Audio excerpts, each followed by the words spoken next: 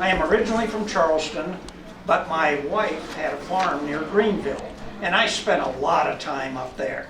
If you have not heard of me, surely you have heard my name, since so many landmarks are named after me. A club, a hotel, a textile mill, an avenue, a road, many businesses, a bridge, and on and on. I have done extensive traveling in my lifetime on my father's dime. I spent much of my youth in Europe, where I learned several foreign languages. I'll bet you are wondering what all this has to do with the history of Saluda. Let me explain. I wanted to become a soldier, but my father objected to that. He wanted me to become a lawyer. I tried it, but it bored me. Then I studied medicine and gave that up as well. What's left, you asked? I became a politician and became very active in South Carolina politics. In 1819, I was appointed the Commissioner of Public Works for the state of South Carolina.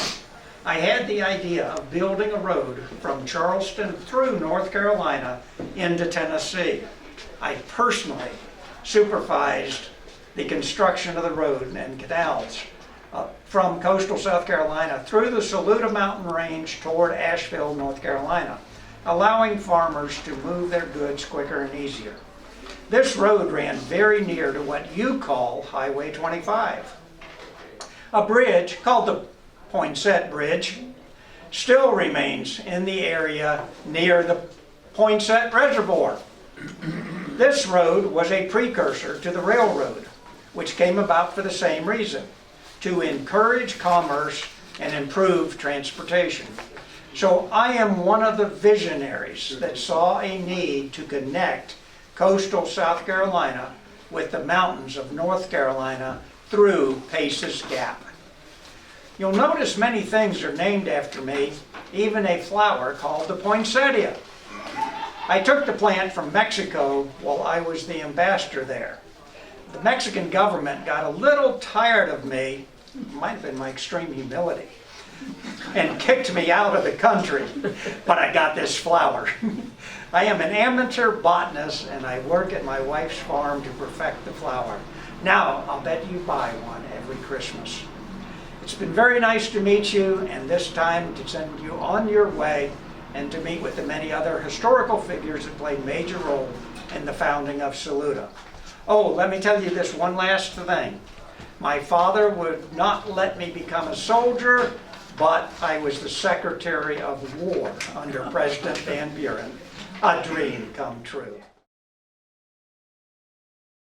My name is Captain Charles Pearson, formerly of the 63rd Regiment, Company H of the Confederate Army. This is Thaddeus Coleman, Chief Engineer Thaddeus Coleman. The war is over. It's been 12 years. It is 1877. 1877. If I'd known I was going to survive the war, I would have taken better care of myself. Thad and I, we've got a surveying job, and became engineers of the Spartanburg and the Asheville Railroad. Our project was to build the railroad from Tryon up to Asheville. Yes, and I was the chief civil engineer for the Western North Carolina Railroad, so I had built the track from Salisbury all the way to Asheville, but had to go up through, to get up the Blue Ridge Escarpment, had to go up through, build the loops around Old Fort and the tunnels around Ridgecrest and everything just to get up. But while I was doing that, and we got that done, and this won't stay on, this project here had already begun from Spartanburg trying to get the track to Asheville, but it had made it from Spartanburg to Tryon, to the old block Fort House, the old block Fort House in Tryon by June of 1877, just last year. So time's flying when we're having fun, isn't it? But our task now was to refine that route to get it from Tryon up here to Pace's Gap. And have you ever stood at the bottom of this Blue Ridge Escarpment and just looked up? I mean, it's just a wall of forest and rocks. It almost seems like a solid ball. Yeah, we had our work cut out for us, didn't we, Charles? We did that. The easy work across the flatlands and the foothills of South Carolina was easy, fairly easy. Now the real work begins. Yeah, the real work began. So our task was to lay those rails up there, but the big question was where to put the rails. We only had two choices really. One was to go from Tryon to Columbus around the backside of Tryon Mountain and then up the old Howard's Gap trading ground.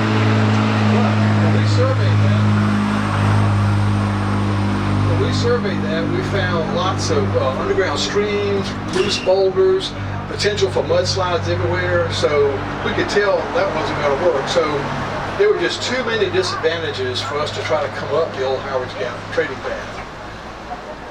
So then we decided to survey the Drover's Path that led right through Mimosa, or Melrose Junction, as it's now called, and up by the Packlet River. That's where the river flows, the Packlet River.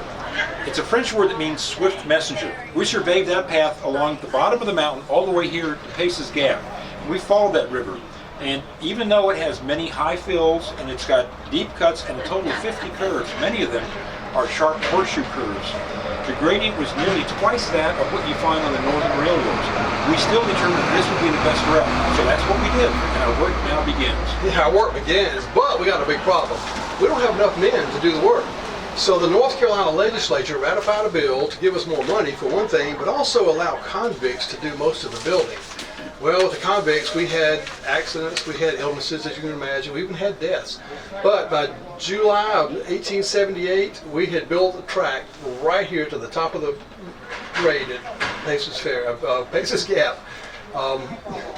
Let's see, by doing that, we had built the steepest mainline standard gauge railroad in the entire United States. On July 4th of 1878, that huge iron monster came puffing into view and spewing smoke and whistles screaming in triumph. I still remember the town people just cheering. What a celebration!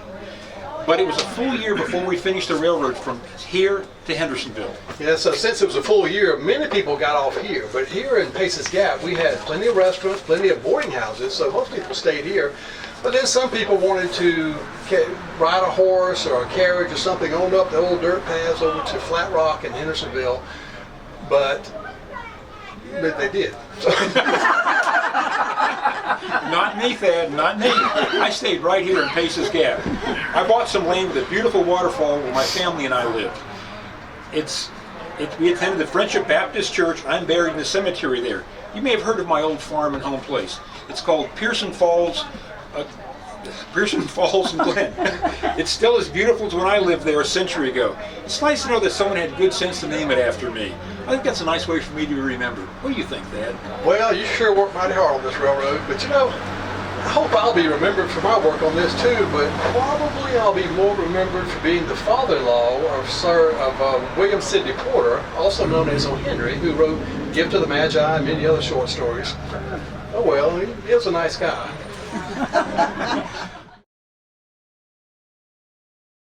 And this is my brakeman, Jim Halliburton. I was the engineer on engine 440 from the Southern Railroad back in 1903 when this accident happened. Although we were supposed to be going down the grade at no more than 8 miles an hour, all of a sudden we were roaring down that track at 60 miles an hour. Yes. Well, I know we were out of control after we stopped at that new Saluda depot. And I was, the brakes had failed on us, and I was running like a madman across those cars trying to reset those brakes. Let me tell you, you know how many brakes there are in a train? No, how many? Well, there's a brake for every car, and we had 17 cars, and they were coal and equipment, and one for the caboose. And I got a difficult job, you know, and setting those brakes. Boy. Well, whatever. We were out of control as soon as we left Saluda and were heading down the grade. We were traveling so fast, I knew we couldn't avoid having a derailing. So I gave the order to the crew to jump off. And we all heard Pet say, jump off, and boy, did we jump off. And next thing we heard was a big explosion, and there were birds flying out of the trees and dirt all over. And we knew that engine didn't make it around the curve down there at Sandcut, and sure enough, it was going down the mountain with all those cars. And we all suffered a lot of bruises, a lot of cuts and broken bones, but I gotta tell you, my friend Pitt here, he took the worst of it because he was the last one to jump. Yep, I just had to try to stop that train. I tried every trick in the book. I reversed the engine, I applied sand, I did everything I could think of, but nothing helped. Those 17 cars behind me were just pushing us down the grade at an impossible speed. There was nothing left to do but jump, so jump I did. I was in bad shape, broke my back. Doctors thought I'd never walk again. As I lay there in that hospital bed, I was just thinking about that accident. There had to be some way to keep that from happening again. I sure hope so. So I just lay there thinking and thinking. We didn't have no TV back then, so we did a whole lot more thinking in those days. And then it came to me that if gravity got us into this mess, maybe gravity could get us out. If you're going down a hill fast and then you come up another hill, it slows you down. That gave me the idea for a runoff track, a safety runoff track. Here, there's a picture of it right here, if you can see it in this picture. That's the safety runoff track. That's a good idea, Pitt. Well, thank you. The way that worked, when the train was beginning its descent down the grade, the switchman made sure that the train was switched to the safety runoff track. Only if the engineer sent him a signal on his whistle that everything was under control, proceeding normally, going no more than 8 miles an hour, would he switch the track to the main line. If he didn't get that signal, if he got that signal, then he'd send the train on down to Melrose Junction and beyond. Otherwise, it was up that 12% grade on the 1,000-foot long safety runoff track. Well, let me tell you, those folks at Southern Railroad, they didn't care enough about, and they didn't care at all about Pitt. He didn't get a raise, he didn't get any recognition, but they sure got a crew up here to put that runaway track in as soon as possible. And I know Pitt saved a whole lot of lives with that. Lives and money. Southern Railway was big on saving money. Well, there were some more runaways after 1903, but none of them so serious. Well, 116 years later, y'all got your interstate trucks now, and they got that truck runaway ramp. Well, that was Pitt's idea.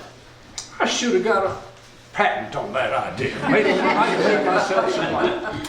But I did get kind of famous and remembered by the folks around Saluda who knew about the Saluda Grade. After all that time, there's still some great stories to tell. And you know, that old engine 440 was repaired and put back in service for another 45 years. It was a tough old bird. I got to tell you that it was, I don't know how many years, but a lot of years it kept going after we had our little experience in 1903. Yep, that's the way it was. Well, hello, folks. I'm glad you could join us. This here's Otis. My name is Fletch, and it's 1877. And we are part of the convict crew that basically built this railroad from Tryon up here to Pace's Gap. How did I get in this mess? Well, how'd you get in this mess? You just kind of got in it the same way I did, you know? We just had some problems and you get into trouble. But, you know, it's early spring and we're beginning to have some warmer days and all, but it's cold, you know, and the winds are blowing and howling and all. It's like a banshee out there some days, isn't it? Yeah, but we can sleep in a boxcar if we need to. Well, what if I don't want to sleep in a boxcar? I got news for you. You are ashamed of me. Wherever I go, you go. And if I gotta go, you gotta go too. Don't remind me, it's a nightmare. Of course, I guess it works both ways. But you know, Otis, have you ever noticed that most of the convicts on our group, they're blacks? You know, and I've heard that some of the crimes they committed are just like petty, like stealing an apple off of a tree, or maybe a couple of carrots out of a garden, or something. I actually, it just ain't right when something like that happens.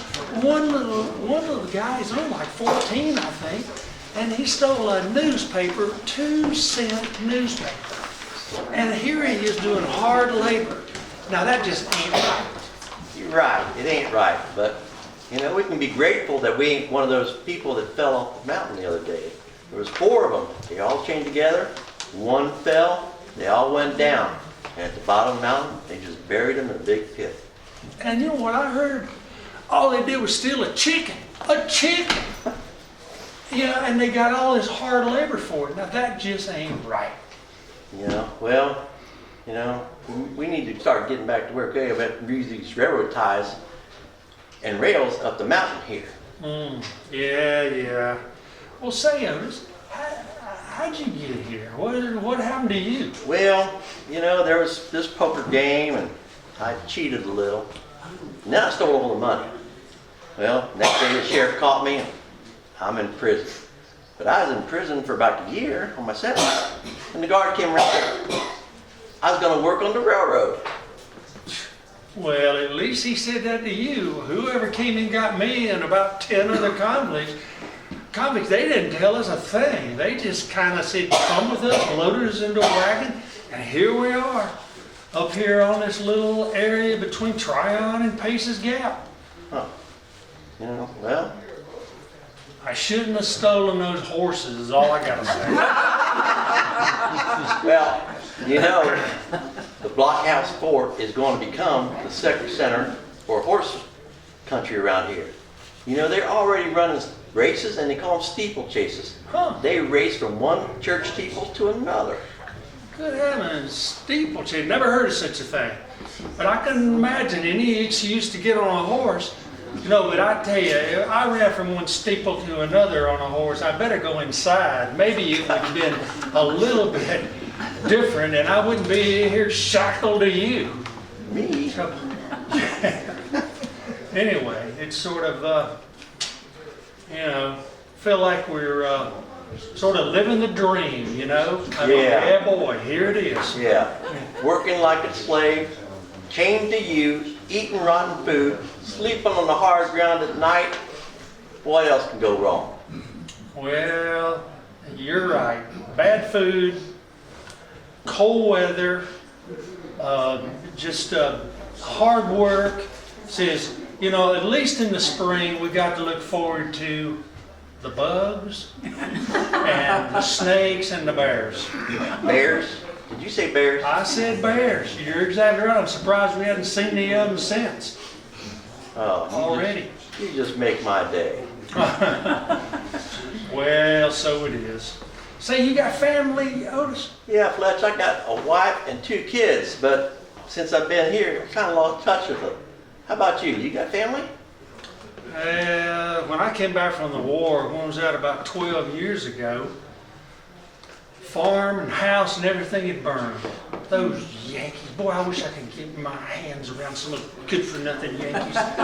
Anyway, so here I was 16 years old, and I just kind of didn't have any work, got into trouble, and next thing you know, idle hands. I know, devil's workshop, the idle hands, but you know, water breaks over, guard's gonna be coming, we better get moving. Yeah, I guess you're right. Well, let me pick up these railroad tongs and we can get back to work. And by the way, maybe tonight we'll play a little poker? Poker? Otis, will you never learn? But I've noticed that this depot has been moved. I used to look out those windows and I could see the trains coming and going. Now I look out the window and I see a visitor center. What's that about? Well, what are you complaining about? I was a waiter on the Carolina Special that came up the grade. I loved that job, serving trout and terrapin and wonderful food, those beautiful steam-powered trains. In my day, the trains brought thousands of passengers through Saluda every year. I know. I sold them tickets out of these 2 windows. They were going to places like Columbia, Charleston, Cincinnati, and Asheville, and all kinds of fascinating places in between.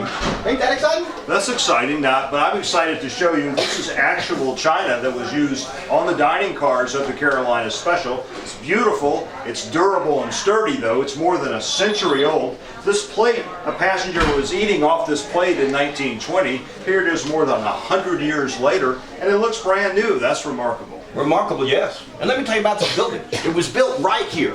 Well, not exactly here, but about a quarter mile up the tracks. 1903. That's 119 years old. And look how beautiful it still is. It was made out of mostly local yellow pine. And this desk, this was my desk when I worked here. Its longevity, truly remarkable. Also remarkable, though, were those beautiful, sleek, immaculate dining cars that came up the grade. You know, Mr. Pullman, George Pullman, who invented the sleeper car on the train, also invented the dining car. He called it the hotel car. And at first, the trouble was that passengers, to get to the hotel car, would have to jump in between the cars of the train. So then he invented the passageway that connects the train cars, which you could use safely, still in use today. In fact, train travel was the cause of a lot of inventions. Well, the food service certainly improved. Before dining service, passengers actually had to jump off the train and try to find food from local vendors. And they only had about 20 minutes before they had to be back on the train. And the food was unfailingly horrible. Bitter coffee, stale bread they called sinkers, and cold, salty ham. Yup. But that greatly improved by 1920. The train was serving 3 fine meals a day. The train was equipped for a 7-day cross-country run. We had 3 seatings for dinner every night, 5 o'clock, 6 o'clock, 7 o'clock. Then we'd feed the crew, then we'd feed ourselves. Fresh meats and fish and fruit and vegetable. The train was the first place that bottled water was served to the clientele. And the train kitchen, we baked our own bread in the kitchen. In fact, the train invented Bisquick. What's Bisquick? Well, at one point, we had what was called news butchers. Now, these were young boys who would jump on the train, and they'd go up and down the aisles selling things like candy and sweetmeats, magazines and newspapers. And then they'd hop off at the next stop, and they'd catch a ride back to their home train depot. It's pretty convenient for passengers, I guess. Well, and very profitable for those boys and their suppliers, too. Well, unfortunately, the dining service became unprofitable. By 1937, the passenger was paying $1.27 for a meal that was costing the railroad $1.69. So the railroad then was losing $1 million a year. By 1957, the railroad was losing almost $30 million a year. And so dining service ended. And the only place you can get a meal on a train now is one of those specialty tourist trains, and it costs more than $1.27. It was a shame to see dining service end. What am I saying? It was a shame to see passenger service end. 1968, the last passenger train came through Saluda. There goes my job. And then 2001, the last train of any kind came through Saluda. Now all we have left are these abandoned tracks to remind us of a better day. And this amazing building, which is a shining example of Saluda's history. Thank you. Howdy folks, my name is Boxcar Billy and this here is Frisco Jack. Well, we are hobos. But here we are. Where are we, Jack? We travel around so much I get confused. Well, today we just happen to find ourselves in the lovely town of Saluda, North Carolina. What do you think about it, Billy? We can find work here for a day or two, then catch a hotfoot for the next stop. You know that town where we stopped at yesterday, what was it?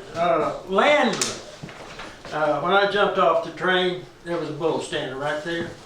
And you know, he called me a bum and a tramp. And I'm not a bum or a tramp. I'm a hobo and I'm proud of it. Bums, and well, no, more likely tramps, they don't travel and they don't work. Hobos are itinerants and we travel to look for work. And bums, they's the worst. You know, you just hit it right on the head with that, Billy. We're hobos, like we go around hoeing as boys, and they just pick up work. And we have a code of ethics, a secret language, which is pointed out here. This is a friendly company, people would give you food you, feed you and everything. This can be danger. It's all on this little platform. But anyway, we are a tight-knit group, and we take care of each other. And how long have you been hoboing? Hopping trains? Hopping trains, whatever you want to call it. Whatever. I've been doing it since I was 14. Wow. Yep. I had no place, no family, no place to stay, living on the streets. Ran into a lady called Gypsy Moon Mary. Familiar. And she told me that living on the street was dangerous. And she said that hoboing was a better way of life. So she and her husband, one-eyed Joe, took me under their wing. They showed me how to hop a train. They showed me how to avoid the bulls, which I didn't do very good yesterday. And how to find the jungles and where to find work. It's really a carefree life. And you found work lately, Jack? Glad you asked that. I came across an apple orchard, and the farmer hired me to pick his apples. It was a big orchard, and it took several of us to do all this work, but he gave us, it was 3 days of work. He paid us $1.35, a few apples to hit the road with, and then we were on our way down the tracks. And what about you? When did you last work, Billy? Well, at that last stop, after I got through with the bull, I saw this whole farmhouse up the road, and I went up there and I knocked on the back door, and the lady came to the door, and I asked her if I could do some chores for her, if she had anything I could do. She said she had some chores and I could do them, and so I did. I worked there all day. About mid-morning, she gave me a biscuit, a good biscuit too. I ain't had a biscuit like that in years. And then she fed me lunch and supper.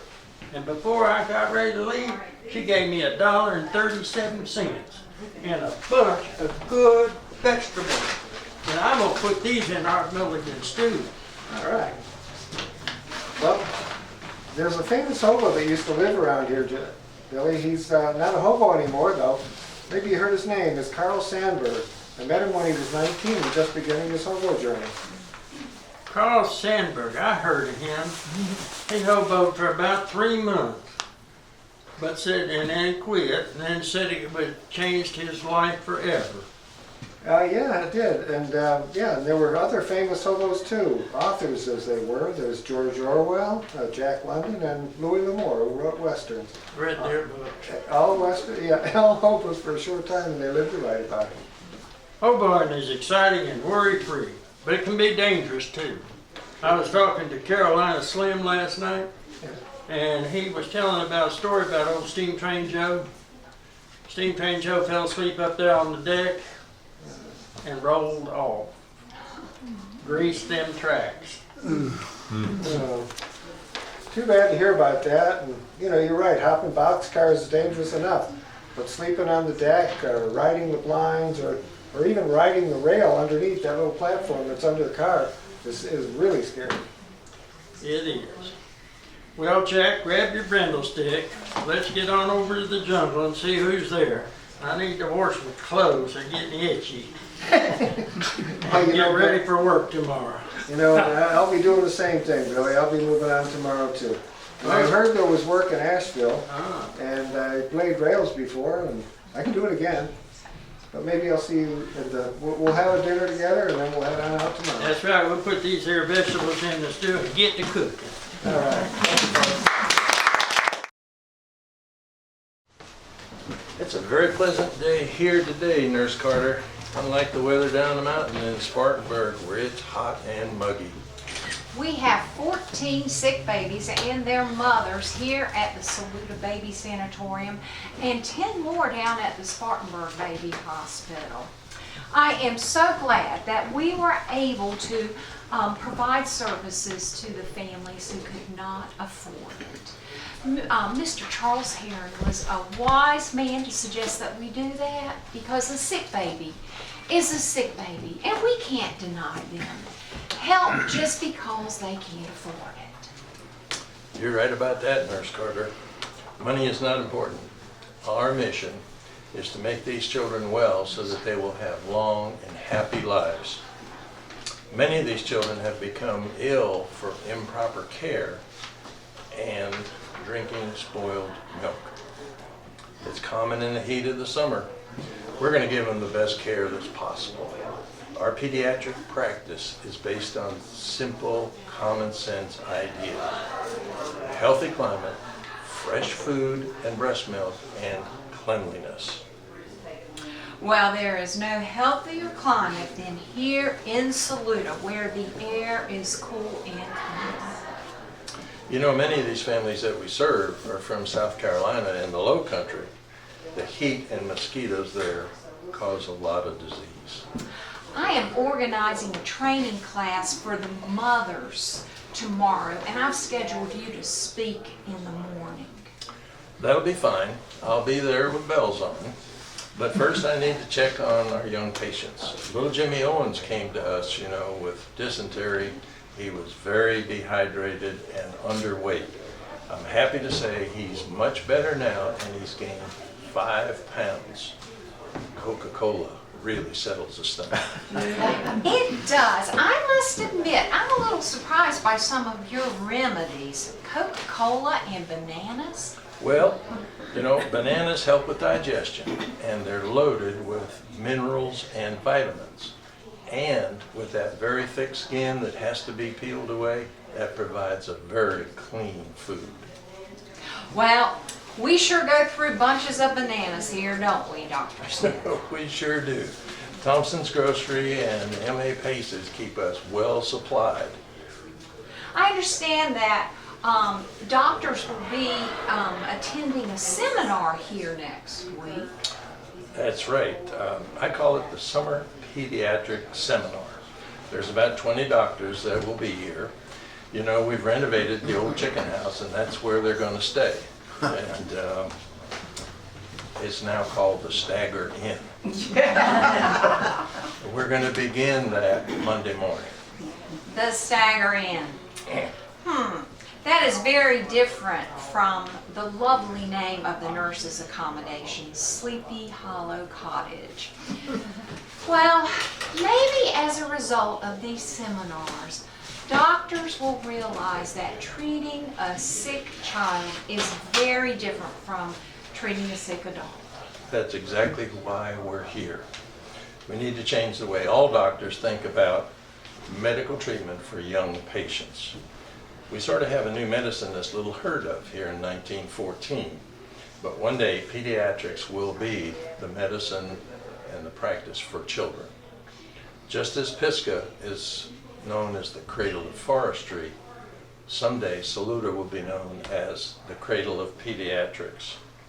The hospital and the work we have done here will become an important part of Saluda's history. You know, Dr. Smith, I think you are right about that. And that's why we have a Smith Hill in Saluda today. Hi, everybody. It's 1903, and we passengers are waiting for the train to Charleston, South Carolina. My name's Effie Ford. What's yours? My name is Annabelle Wright, and I've been summering here in Saluda with my cousin Wilbur Wright, and we are heading back to Charleston because the mosquitoes. I'm sorry, guys. Bear with me. Can we start over? Can we cut? Yes. I just got nervous all of a sudden. I'm sorry. I'm sorry. The camera threw me off. I'm sorry. I'm Annabelle Wright, and I'm heading back to Charleston. My cousin Orville and I have been here in Saluda for the summer. Charleston is so hot this time of year. So the climate here is so nice. Don't you think, Effie? It's lovely. We've been here for a few days. We're from Cincinnati. And my husband Henry and I are going to Charleston because he has some business there. And I thought I'd tag along because I hear it's a beautiful port city. Charleston's beautiful in October, but Saluda this time of year, the leaves are turning bright colors of gold, yellow, and orange. I really enjoy Saluda, but Orville and me have to go back to the coast. Something about meeting my brother Wilbur and visiting Kitty Hawk. I don't know who she is, but I'm going to tag along to make him behave. I don't blame you. Women named Kitty are pretty shady. We stayed at the Mountain House here, and it's run by the first mayor of Saluda, Colonel Tanner. And it's very lovely. He put in a bowling alley and billiard rooms and pool tables. It's really a lot of fun. Wow. Where do you stay? We always stay at the Osceola Inn. You know the wife of that famous author, F. Scott Fitzgerald, Zelda, visits there quite often. There are inns opening all over Saluda all the time. There is one that's going to be really beautiful when it's finished. It's called the Charlton Leland House. It's now currently the Saluda Inn. If you haven't visited, it's beautiful. They just had their grand opening. It seems Saluda has a lot of tourist business. It has hotels and inns and boarding houses everywhere. The next time we come, I want to stay at the Crystal Springs. That's owned by a Mr. Estes. And I understand that the springs run under the city of Saluda, and the Pacolet River begins there. And in a few years, the Crystal Springs will have a swimming pool. Isn't that fun? That'll be nice. My brother and his family will be visiting soon too, but he's a minister, so he'll be staying at the clergy house. But I hear that the Bon Air Inn up on Smith Hill is wonderful. And by the way, the Bon Air Inn became part of the Saluda Baby Hospital, in addition to a private residence of Dr. Lassane Smith. It's his granddaughter that lives there Yes, now. the granddaughter. Yes, the granddaughter. Well, here comes the train, Annabelle. Maybe we'll meet up in Charleston. That would be nice. I always return here in the summer. Maybe we can meet up and go to the Charles Inn on Henderson Street. I hear they have lovely parties and teas and dances. Sounds like fun. When will you be coming? I'm coming in May. Oh, how exciting. I'll talk to Henry about that. You know, he's so busy with his inventions. He's doing this horseless carriage thing. It's such a silly idea. But he's in the garage all the time, so it keeps him out of the house, which is just great. I can come in May. Maybe he'll come on the weekends. What a great idea. If Orville and Wilbur are working and I can find out who this Kitty Hawk is, I'll come by myself. And don't you think that sounds great? That sounds like a lot of fun.